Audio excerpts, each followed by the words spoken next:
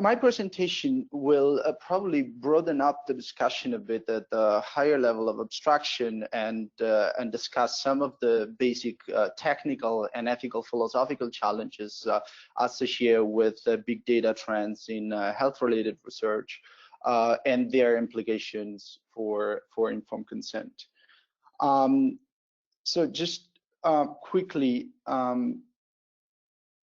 what do I mean by health-related big data?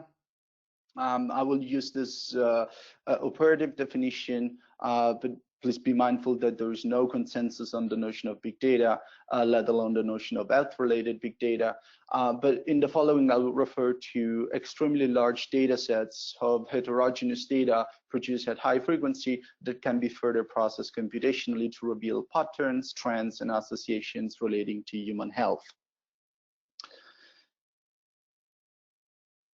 And of course, the major factor that is at play here is the increase in data volume. Just to give a comparative sense of how fast data volume is expanding, on the same amount of data that mankind produced since its origin is now created within basically the time that took us to have the last coffee break. So it's a rapid explosion in volume, but it's also a rapid explosion in data varieties, so variety of data points and differently structured data that can be computationally processed at increasingly high speed. And of course, big data trends have a number of positive impacts for health-related research, especially in terms of prevention, early detection, explanation, and personalized medicine. I will just touch upon this quickly. So one implication of big data is the increasing availability of what we call real-world data, namely data collected outside clinical trials that can be triangulated with data from clinical trials and used for healthcare decision-making. And these data types are continuous and typically environment sensitive. In the area of prevention, we have a lot of research that is showing the increasing capability of large data sets and big data analytics to predict health conditions. This is an example from the mental health domain, a program that is launched and deployed by Facebook in relation to depression. But there is also the potential for multimodal explanation, which is important epistemological advantage, the possibility of combining multiple and heterogeneous data sources, and through big data analytics, try to deliver unified explanations of disease. And these explanations can also be multiscalar. So big data can support multi-level and multiscalar explanations. So for example, bringing together the molecular with the cellular with the organ system level, as well as individual and population level research. But okay, so what are the main ethical challenges that we face? And in order to try to provide an answer to these questions, my colleague and I have conducted a scoping review of over 260 studies in the area of big data ethics in the health-related domain, and also 49 policy guidelines issued by a variety of governmental agencies, non-governmental agencies, and intergovernmental actors. To understand what are the main ethical issues and challenges that global stakeholders are addressing in relation to health-related big data. And as you can see in this graph, there is a very rapid increase in the number of studies published on the implications of health-related big data, denoting a rapidly growing interest in the global scientific community on this topic. So this is an alluvial diagram that shows the mutual interrelations between different thematic families. And as you can see, many of the ethical issues that I will discuss in the following also have implications at the technical, methodological, regulatory, social, infrastructural, and financial level. So the themes that we observed are strongly interconnected. But the focus of my presentation will be primarily on the ethics. This pie chart shows how ethical themes are distributed across this over 260 studies and 49 policy documents that we have analyzed. And as you can see, nearly 50%, nearly half of all ethical issues related to big data in the healthcare domain have to do with privacy and data security. So privacy and data security are by far the dominant ethical challenge as it is addressed in the current scientific literature. But as you can see, informed consent also plays an important role, so represents a significant chunk of the ethical discussion on health-related big data. We have also, in a separate study, conducted a systematic review and analysis of AI ethics guidelines, being artificial intelligence, especially in the form of self-learning algorithms for big data analytics, a core of big data trends in biomedical and health-related research. And we also observe a similar distribution of ethical codes, with transparency being the most dominant ethical principle, but also seeing that issues of consent, which we thematically clustered together with freedom and autonomy, are represented in near a third of the AI ethics guidelines that we've analyzed. Okay, so what are the main implications of artificial intelligence and big data from the perspective of clinical research? I will talk about primarily 5 implications. One is surveillance, the deployment of surveillance strategy to continuously monitor compliance or adherence among research participants. This is a topic that emerged importantly with the research involving smart pills. And then, of course, the potential for re-identification, the possibility of re-identifying people, research participants who wish to remain anonymous, the inferential potential of artificial intelligence, and especially the possibility of inferring and generating sensitive information from non-sensitive data. And this is something that has a major implication for informed consent, because people might willingly consent to the processing of non-sensitive data sources without being aware that AI algorithms can be used to generate sensitive inferences from those non-sensitive data. Then data exploitation. This is something that was mentioned previously in previous presentations, the possibility that ubiquitous data points and sensor-equipped autonomous systems can generate and collect vast amounts of data without the knowledge or consent of subjects. And then, of course, all these issues are scalable to the group level, not just to the individual level, because AI methods can be used to profile, for example, or discriminate people based on population scale data. So trying to understand how these 5 ethical challenges translate into the domain of the informed consent, I will address 3 main points. One is of historical nature, namely that informed consent was not originally conceived for the current ever-evolving and digital data ecosystem. And therefore, we have no established standards to assess and communicate digital risks, which clearly differ from other forms of risks that we're used to, such as physical risk, psychological risk, or dignitarian risk.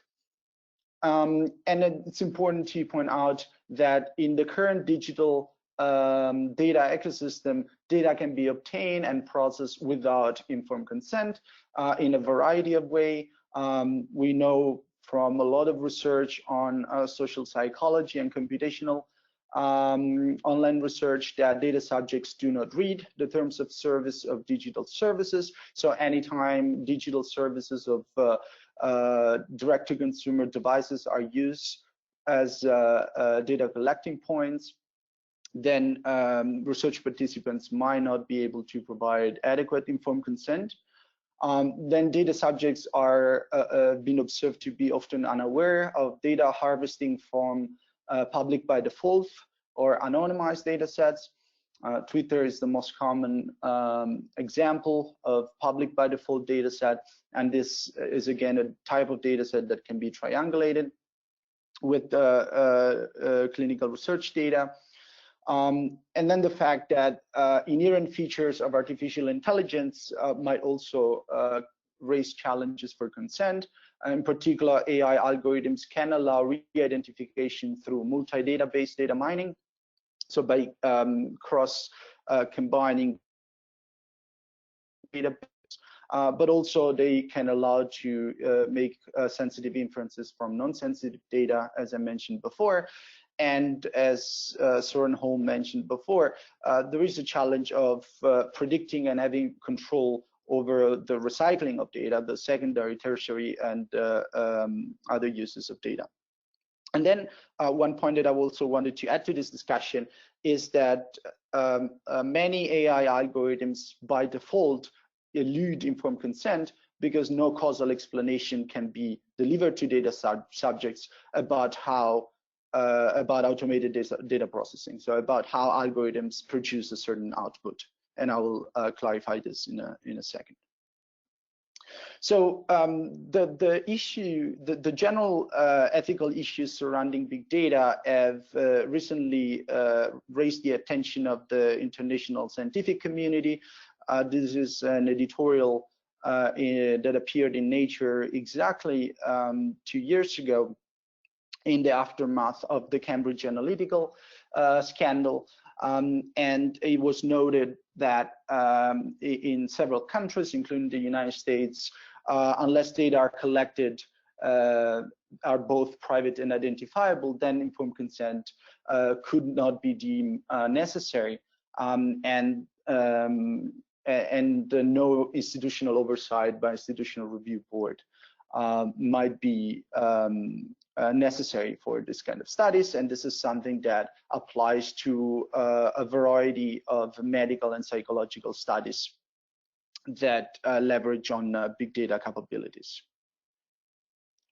Prior to that, there was a big discussion in the bioethics community, a discussion that is, of course, not settled, about whether informed consent could be well or ill suited to account for this ever-evolving digital data ecosystem, with many prominent bioethicists like Jeffrey Kahn and others arguing that traditional consent mechanisms are ill-suited to govern the ubiquitous collection of especially heterogeneous data in an unsupervised manner, and the nearly endless recycling of collected data. And I would probably add that also the opacity of algorithms used for data analytics adds a third layer of complexity. And this is because of the so-called black box problem of artificial intelligence, namely the problem that the internal behavior of AI algorithms, so the process that leads from a certain input to a certain output, can be opaque or imperscrutable. And this is something that applies to a large variety of input stimuli and a large variety of responses or outputs that algorithms can produce. And this is particularly problematic because the most capable AI technologies are, the most powerful they are, for example, deep neural networks, the more exposed to this problem they are. So the most opaque they are, and the fewer clues they offer on how algorithms arrive to a certain conclusion or to a certain output. This is a problem that is known as the AI conundrum, and it's particularly relevant to deep neural network-based approaches to AI, such as deep learning. And this has, of course, snowball effects in terms of algorithmic bias and algorithmic discrimination. So bias refers to the risk that the data used for analysis or to teach a machine learning system might reflect implicit values or attitudes of humans involved in the data collection, selection, and use. Here I was happy to hear emphasis in previous presentations about data quality and data integrity. And these biases, if not adequately addressed, they could lead to algorithmic discrimination, so to unjust or prejudicial treatment of different categories of people, including different groups of subgroups of research participants. As an additional problem, they can lead to spurious associations, and somehow they could be embedded in devices. This is a reference to a study focus of neural technologies, but this can be extended to a variety of devices. Many of you are familiar with this example of computer vision algorithms as being areas of applications of AI where algorithmic bias were particularly noticeable.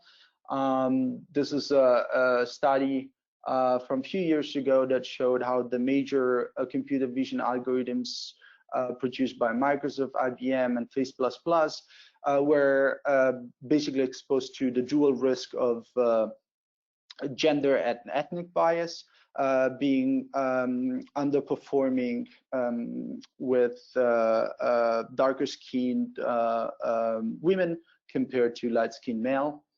And this is, of course, something that creates a big problem when these algorithms are used in clinical research.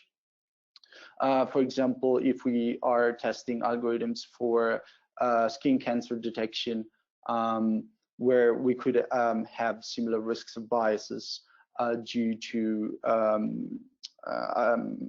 algorithmic errors, which can have negative consequences for particular ethnic groups. So what are the possible mitigation strategies that we can implement? One broad mitigation strategy is definitely inclusiveness.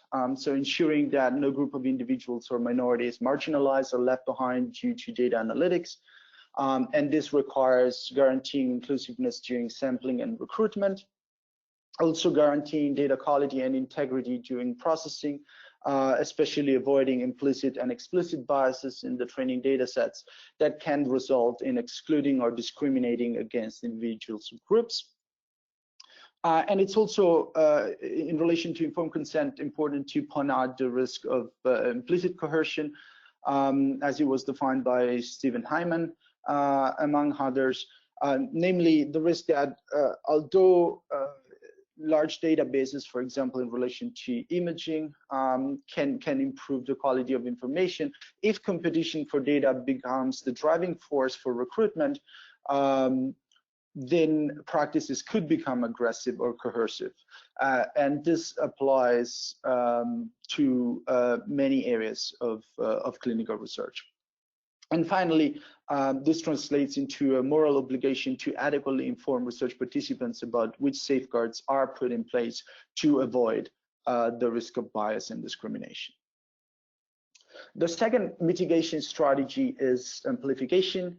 And there have been several calls for expanding the peer review of IRBs or ethics committees to account for the expanded data sources and data. We are currently conducting a study, an interview study in Switzerland, where we are interviewing all cantonal ethics committees in the country in order to understand the major challenges that they're facing in relation to big data research from an ethical perspective.